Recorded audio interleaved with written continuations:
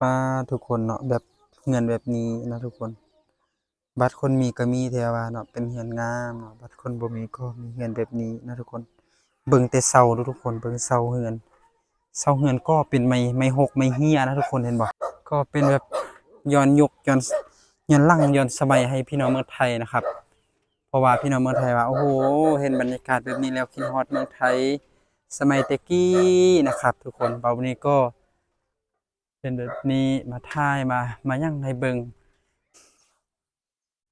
สบายดีทุกคนสบายดียินดีต้อนรับทุกคนเข้าสู่ซองบุญมณีบาวเราเนี่ยมาทุกคนวันนี้บาววันนี้ก็อยู่ที่บ้านบาววันนี้อีกเช่นเก่าเช่นเคยนะครับทุกคนอีพีนี้บาววันนี้ก็จะพาทุกคนไปดูสำหรับอีกมุมหนึ่งในหมู่บ้านนะครับทุกคนก็มีเฮือนที่งามเดยแล้วก็มีเฮือนที่แบบว่าตั้งแบบสมัยตะกี้เดี๋ยวนะทุกคนออมด้วยฟ้านะทุกคนฟ้าอันไม่เหี่ยนะทุกคนไม่เหี่ยไม่ไผ่ประมาณนั้นแล้วก็มุงสังกะสีด้วยนะครับทุกคนแล้วก็บาววันนี้จะพาทุกคนไปดูแล้วก็มันเป็นสิ่งที่ ย้อนยุคย้อนหลังสำหรับพี่น้องเมืองไทยสำหรับสมัยแต่กี้นะทุกคนมาวันนี้ก็จะพาทุกคนไปดูกันเลยว่าหมู่บ้านและสถานที่เฮือนอิหยังคล้ายๆกับเมืองไทยหรือว่ากระท่อมใช่ไหมทุกคนแบบตะกี้เห็นคลิปอยู่หนังของเมืองไทยนะทุกคนไปดูนำกันเลยทุกคนไป let's go ทุกคนเนาะก่อนที่จะผ่านหมู่บ้านก็ได้ข้ามแม่น้ำเนาะอันนี้จะเป็นอีกเพราะว่าไปก็จะเป็นทางตะเวนออกเฉียงเหนือนะทุกคนสำหรับภาคในหมู่บ้านนี้นะทุกคนเดี๋ยวบุญวันนี้ก็สิไปดูนะทุกคนไปดูบรรยากาศเห็นบ่ทุกคนนี่อันนี้ก็จะเป็นป่าเธอบอกอะไรกระมูลกระทรวงแล้วสมัยแล้วน้ำมันกดน้ำมันนอซื้อเลยอันนี้ลำโบลำนอเป็นไอ้แต่งนะเราเนี่ยแหละ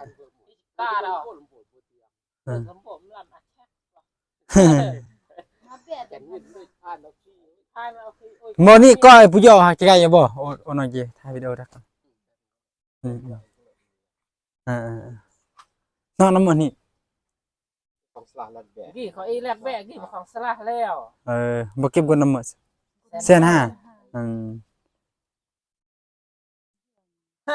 มึงตาย ก็เจ้าอยู่บ้านก็จะขาดตุกแบนะทุกคนแบบกินมื้อนี้วันที่8เดือน3เป็นวันแม่หญิงนะทุกคนมเดี๋ยวบุญนี้สิถ่ายบรรยากาศอีกนะทุกคนถ่ายบรรยากาศเมื่อวานนี้อันนี้ก็จะเป็นแบบ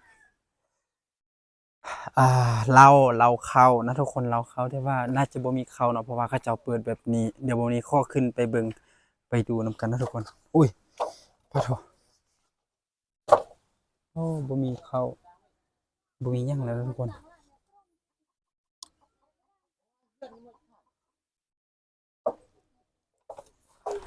อุ้ย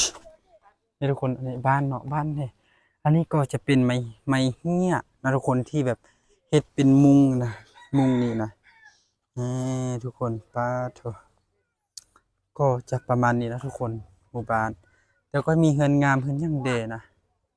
Dạ bà bố đi xe. Smile. Điểm chất bọc hả? Đường mà cần sao họ chỉ khiên vào đây nhỉ? Cái cháu tham bờ phò bùn mà nhỉ nó thôi con. Smile bỏ. Smile. Ghi mà gàng bỏ hứ. Ale, ít số của mình do nó nữa, gàng nó nữa mình do.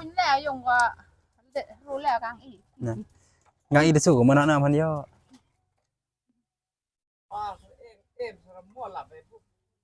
Ghi thì bao dùng y. Cái nào bao dùng y. Nhiều cái nào là gì? Ghi bao dùng y. Mặt cần sai cho chạy khiên từ. Mà cái nào lẽ bao dùng y. Được con cái chạy ra đây. Mà chấm tin chưa ổ có thổ. เดี๋ยวคนอันนี้ก็มาถ่ายบรรยากาศบ้านแบบนี้นะให้ทุกคนดูให้ทุกคนได้เห็นนะครับในหมู่บ้านเนาะ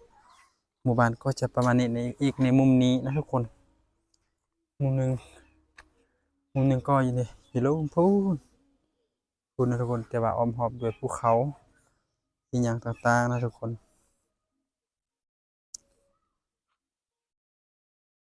นี่หมู่บ้านก็ได้แบบใช้แสงสว่างนะทุกคนใช้แสงสว่างแบบนี้นี่อยู่เทิงว่าทุกคนก็ประมาณนี้นะครับนี่หมู่บ้าน ธรรมศาสตร์จริงๆพี่น้องอันนี่ก็จะเป็นห้องสี่เข้าน่าจะประมาณนั้นเนี่ยนะเราเข้านะครับทุกคน ก็เป็นแบบย้อนยุคย้อนหลังย้อนสมัยให้พี่น้องเมืองไทยนะครับ เพราะว่าพี่น้องเมืองไทยว่าโอ้โหเห็นบรรยากาศแบบนี้แล้วคิดฮอดเมืองไทยสมัยแตะกี้นะครับ ทุกคนเบาวันนี้ก็เป็นแบบนี้มาถ่ายมายั่งให้เบิ่งบรรยากาศทิวทัศน์ธรรมชาตินะครับ ทุกคนก็จะอยู่ในแบบเขตๆป่าเลยนะทุกคนเห็นบ่อันนี้ก็ไปดูไปเบิ่ง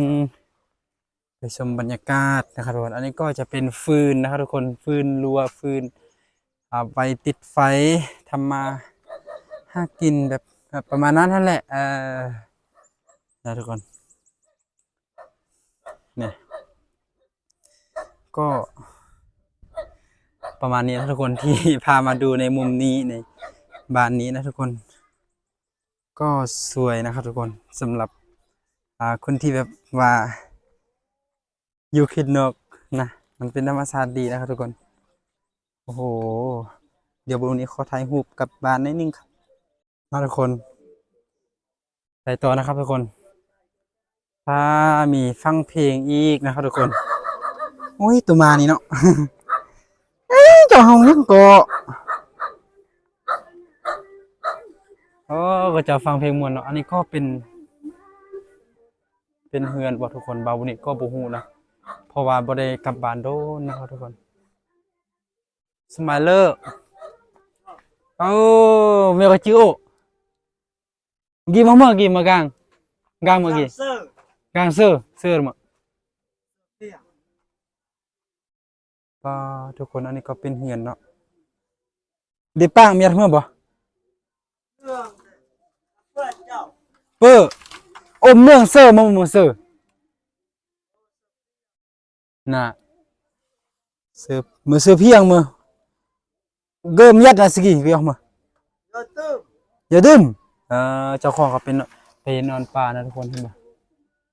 ขออนุญาตก่อนเด้อทุกคนขออนุญาตเจ้าของนำด้วยนะครับพาทุกคนไปดูอันนี้บนตั้งไฟนะทุกคนเราก็บนนอนแบบนี้เลยต้นนาเลยนะทุกคนแบบซึ่งนานเลยเนาะตื่นมาก็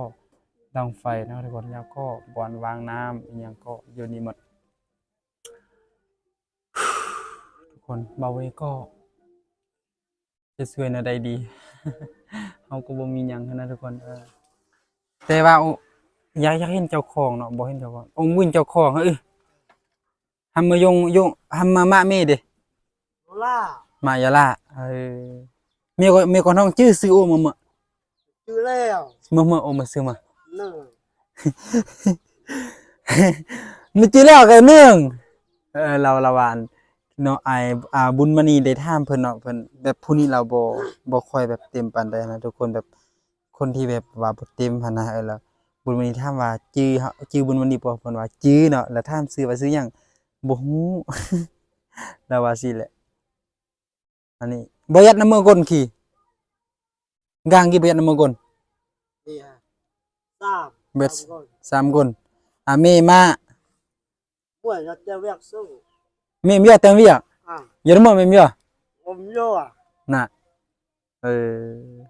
เราบ่ค่อยเต็มนะทุกคนนี่ทุกคนป้าทุกคนเนาะแบบเงินแบบนี้นะทุกคน บัตรคนมีก็มีแต่ว่าเนาะเป็นเฮือนงามเนาะบัตรคนบ่มีก็มีเฮือนแบบนี้นะทุกคน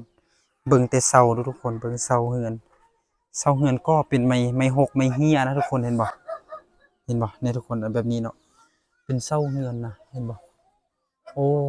ยทุกคน บุญมานี้ก็บ่มีเฮือนนะอยู่พี่ก็บ่มีคือกันเนาะแต่ว่าอยู่นำพ่อปู่แม่ย่าเพิ่นก็มีเฮือนงามเช่นเดียวกันแล้วก็คนที่บ่มีก็บ่มีแท้ๆนะทุกคนอยู่บ้านบ่าวบุญมานี้เนาะ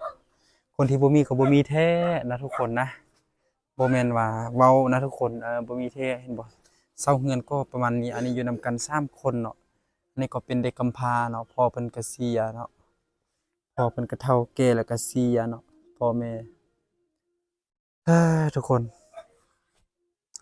จังไดก็สู้ๆนะครับขออนุญาตจิกายก็เริ่ม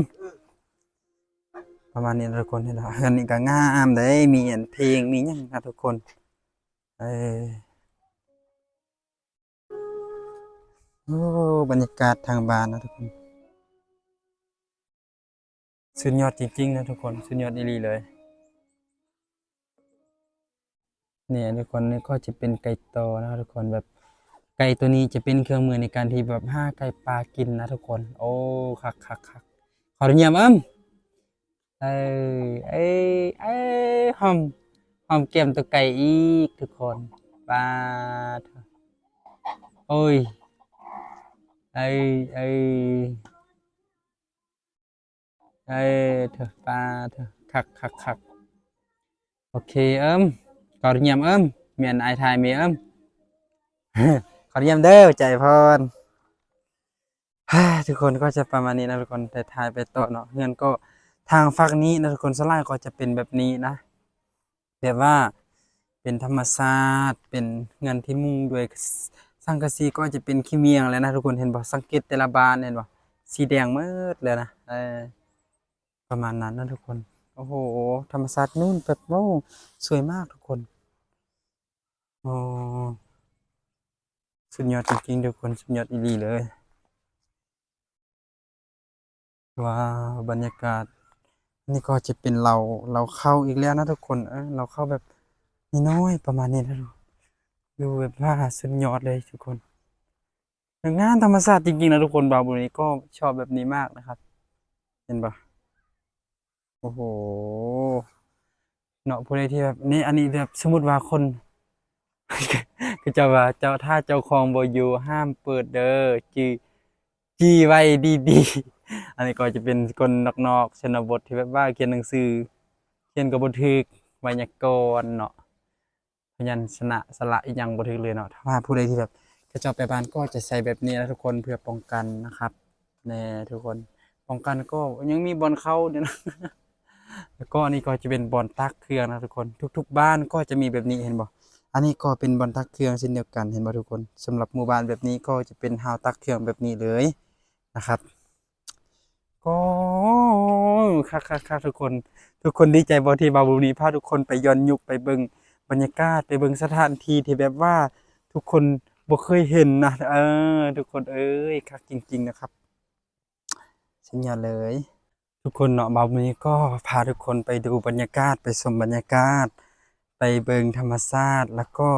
ได้ไปเห็นแบบว่าเงินซ่านบ้านซองที่เมืองลาวที่บ้านเผาบุญมณีนะทุกคนว่าเป็นยังไงสำหรับชนบทบ้านเผาบุญนี้เนาะก็มีแต่ว่าเงินงามเด้แล้วก็เงินที่แบบว่าเฮ็ดด้วยไม้เด้นะครับทุกคนก็ยังหลายครอบครัวหลายหลังเติบนะครับทุกคนนี่เห็นบ่ธรรมชาติโอ้โห มันเป็นอย่างนี้นะทุกคนแบบว่าเสือว่าวันหนึ่งนะครับทุกคนผู้ใดที่ได้มาแล้วก็จะพาเที่ยวนะทุกคนเห็นบ่ห้าวตักเครื่องห้าวตักเครื่องประมาณนั้นนะทุกคนตักแบบปะนั่นนี่เลยเห็นบ่โอ้โหสุดยอดจริงๆนะครับทุกคนก็คลิปนี้ก็จะประมาณนี้นะทุกคนผู้ใดที่ดูอย่าลืมกดไลค์กด Subscribe กดกระดิ่งเพื่อเป็นกำลังใจให้บาบุญมณีได้ทำคลิปต่อๆไปแล้วก็วันหนึ่งบาบุญมณีก็จะพา 14 บาทนะครับทุกคนผู้ใดที่อยากมาเท่ๆแบบนี้ก็จะได้ลมทางการบานดูนะครับทุกคนขอบคุณที่คนที่ติดตามนะครับสวัสดีครับขอให้ทุกคนมีสุขภาพแข็งแรงนะครับบ๊ายบายเดี๋ยววันนี้ขอลงนี้ก่อนนะครับทุกคนบ๊ายบายครับ